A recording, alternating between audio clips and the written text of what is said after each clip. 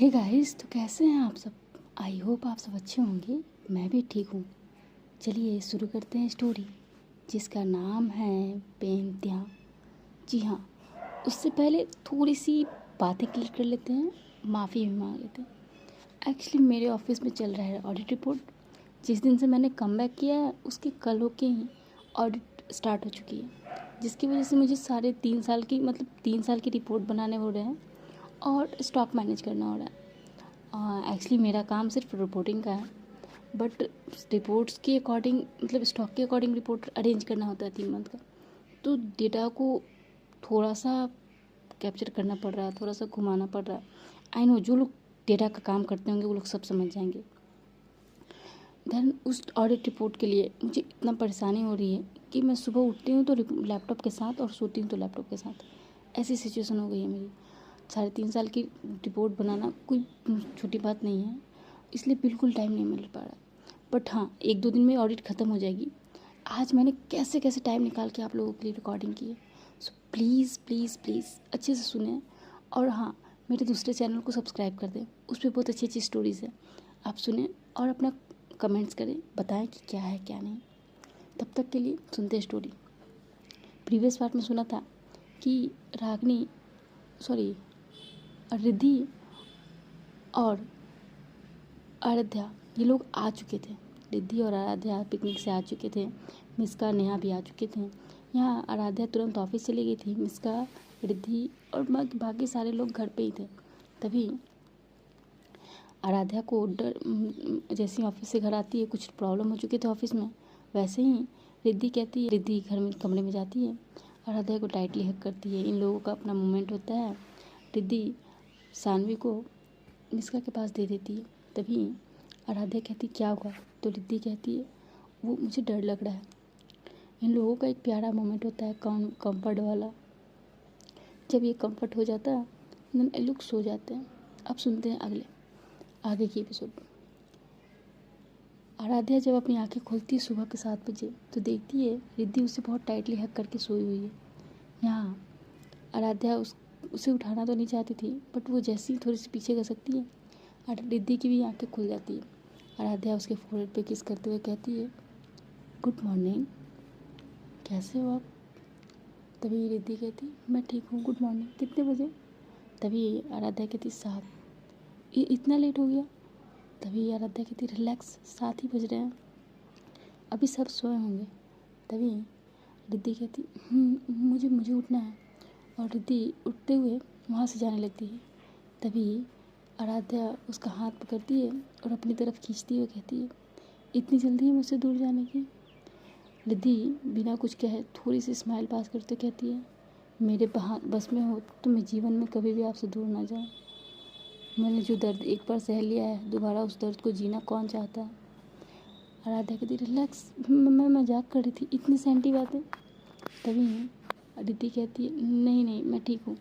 ऐसा कहते हुए वो आराध्या के फोrehead पे किस करती है और किस करके गुड मॉर्निंग बोलते हुए और वॉशरूम की तरफ चली जाती है।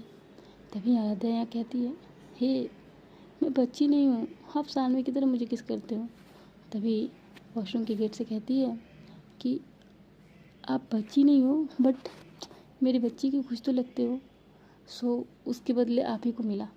तभी रिद्धि कहती है अच्छा जी, बताते हैं अभी आपको। ऐसा कह के और आराध्या बेड पे पड़ी हुई थी, अपने फेस को चादर से ढक लेती है और जैसे फिर से सोना है उसे वैसा करती है। आराध्या पूरी भूल चुकी थी कि ऑफिस में क्या मैसेज हुआ है, क्या प्रॉब्लम चल रही है। यहाँ रिद्धि जैसे नहा के निकलती है, उसके भीगे हुए बाल आराध्या तो मानो कि उसमें ही खो जाती है। जैसे ही उसको आते हुए देखती है, रिद्धि अपने आप को अच्छे से कवर करके टॉवल से बाहर आई थी, क्योंकि वो कपड़े लेकर गई नहीं थी। अब बाहर आते हुए वो कहती है आप पीछे ये शावर ले लीजिए, सानवी उठती होगी। तभी आराध्या कहती है कि क्या है आपका, पानी वेस्ट कर दिया ना आपने। रिद्धि इस बात पे उसे घूरते हुए देखती, समझा नहीं। तभी आराध्या कहती है जब एक ही बार में 2 लोग नहा सकते थे तो फिर अलग अलग नहाने की क्या ज़रूरत थी। तभी इस बात पे रिद्धि कहती नहीं, मुझे पानी बर्बाद करने का बहुत शौक है, इसलिए मैं एक साथ नहीं नहाती, क्योंकि पता चलता है 2 आदमी में जितना पानी खर्च होगा अलग अलग उतना एक ही बार में खर्च हो जाएगा, क्योंकि आप नहाने से ज़्यादा बदमाशियाँ करने लगते हो। तभी आराध्या कहती ऐसा कुछ नहीं है, आप मौका तो दीजिए, चलिए एक बार और नहा के आते हैं। रिद्धि कहती फट, चलिए बदमाशी नहीं करिए, जल्दी से रेडी हो जाइए, देखिए सानवी उठ जाएगी तो फिर दिक्कत हो जाएगा, उसके 100 सवाल। तभी कहती है आराध्या कि हाँ ठीक है जा रहे हैं। जैसे ही आराध्या उठ के नहाने जाने लगती है, रिद्धि मिरर के पास थी, अपनी आंखों को कस के बंद कर लेती है, क्योंकि आराध्या को याद ही नहीं था कि उसने कुछ पहना नहीं है। तभी रिद्धि कहती क्या कर रही हैं आप, एटलीस्ट ऐसे जाओगे आप। आराध्या जब खुद को देखती है जल्दी से ब्लैंकेट को लेती है, खुद को कवर करती है। हाँ आप क्या कर रही हैं, आप उस तरफ टर्न होइए ना। तो रिद्धि कहती मैं इसी तरफ टर्न हूँ, बट क्या करूँ, सामने मेरे मिरर है। आराध्या कहती क्या है आपका, ऐसे कहते हुए पीछे खसकती है और पटाख से वॉशरूम की तरफ भाग जाती है। यहाँ रिद्धि अपनी आंखों खोल के जोर से हंसने लगती है, पर तुरंत में वो हंसी गायब क्यों हो जाती है, ये तो सिर्फ रिद्धि को ही पता है। रिद्धि खामोश हो जाती है हंसते हंसते। यहाँ थोड़ी देर में गेट पे नॉक होने लगता है। यहाँ आराध्या रिद्धि रेडी हो चुकी थी, वो जब घर की स्थिति देखती है मतलब कमरे की, तो उसे थोड़ा सा एम्बैरेसिंग फील होता है, मतलब लगता है ना कि लोग क्या सोचेंगे। वो जल्दी जल्दी पहले बेड से ठीक करती है, देन जो भी फ्लोर पे कपड़े गिरे हुए थे उसको वॉशरूम के टब में डालती है और वो अच्छे से एडजस्ट करते हुए तब गेट ओपन करती है। तभी बाहर खड़ी थी कौन, नेहा। जी हाँ, उसकी दोस्त खड़ी थी। देन वो उसे देखते हुए कहती है है मतलब सही है, बाल बच्चेदार हो के मतलब उसकी रिस्पॉन्सिबिलिटी मुझे देख के खूब बैचलर की तरह मतलब कि न्यूली मैरिड कपल की तरह एंजॉय कर रहे हो, और जो न्यूली मैरिड होने वाले हैं उनको बच्चे थमा दिए। तभी रिद्धि उसकी तरफ देखती है और कहती क्या है, एक दिन संभाल नहीं सकती तू, ऐसा क्या कर रही थी। तभी नेहा कहती वो तो मैं पूछने आई हूँ, ऐसा क्या करना था रात में जो सानवी को मेरे पास भेज दिया। तो इस बात पे रिद्धि कहती कुछ नहीं, बस बातें करनी थी। तभी नेहा उसके नेक के पास अपनी उंगली दिखाते हुए कहती अच्छा ये वाली बातें। तभी रिद्धि की इस बात पे रिद्धि जब अपने नेक की तरफ देखती है तो देखती हाँ छोटा सा निशान तो है बट डीप है। तभी रिद्धि अपने आप को ठीक करते हुए कहती है क्या है तेरा, यही सब देखती रहती है, मुझे बात करनी थी, कुछ टाइम नहीं मिल रहा था। तभी नेहा कहती अच्छा वो होटल वाली कसर कम पड़ गई थी क्या, रिजॉर्ट वाली जो आज कसर पूरी की।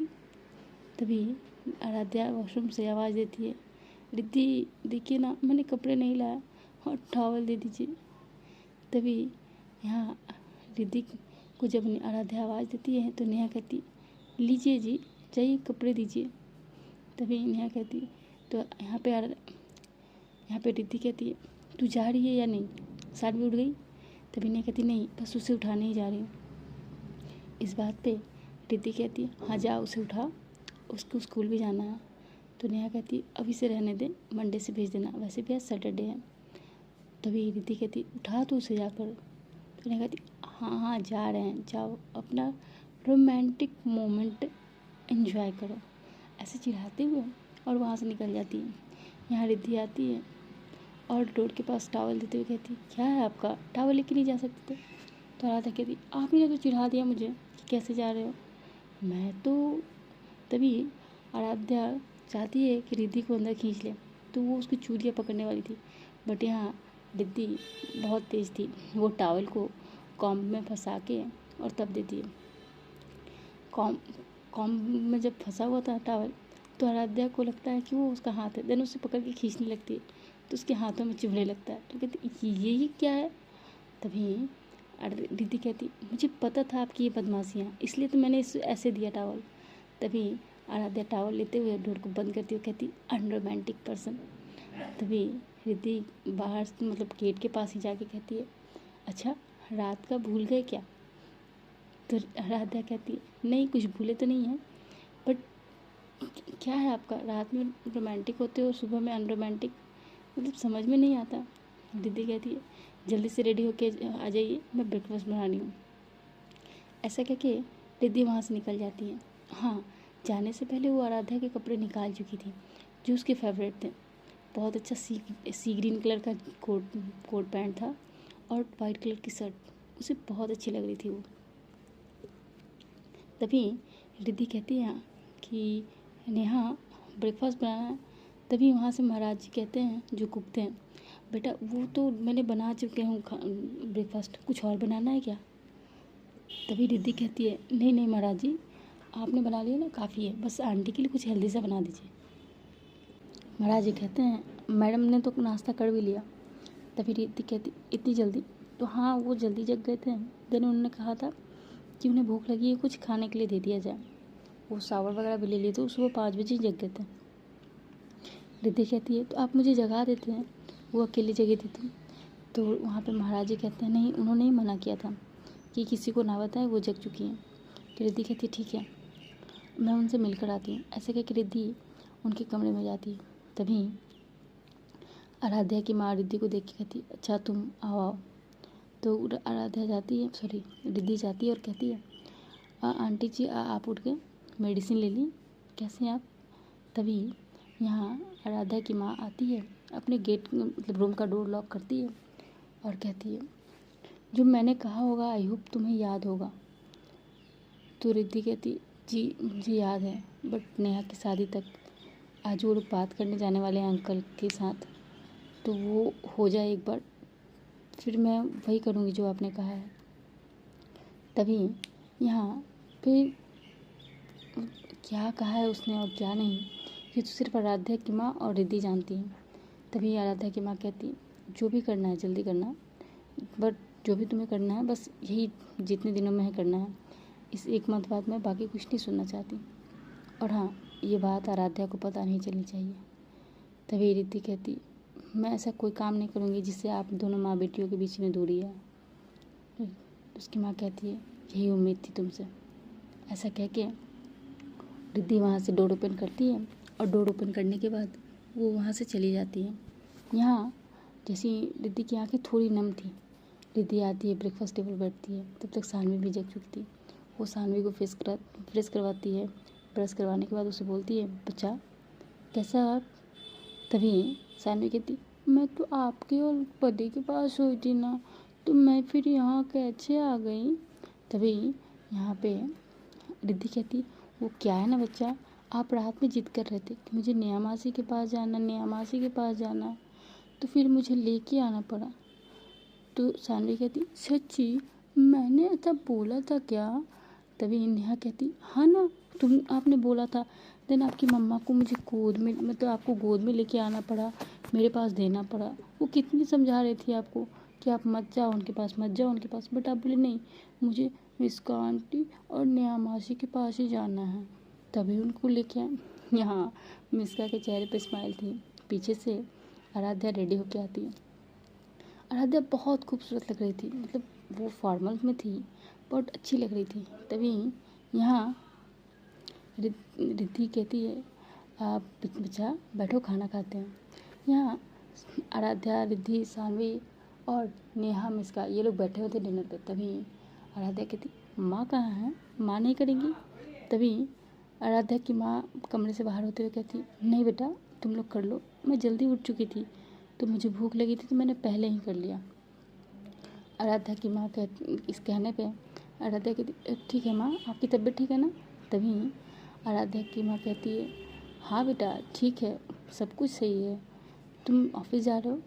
तभी आराध्या कहती, हाँ मैं ऑफिस जाऊँगी मैं, पर उससे पहले मैं जा रही हूँ और मिस्का के मतलब नेहा के पापा से मिलने, मिस्का के साथ। तो उसकी माँ कहती, ठीक है बेटा, और जैसा हो उसे बता देना। तभी यहाँ पे नेहा कहती, सच में?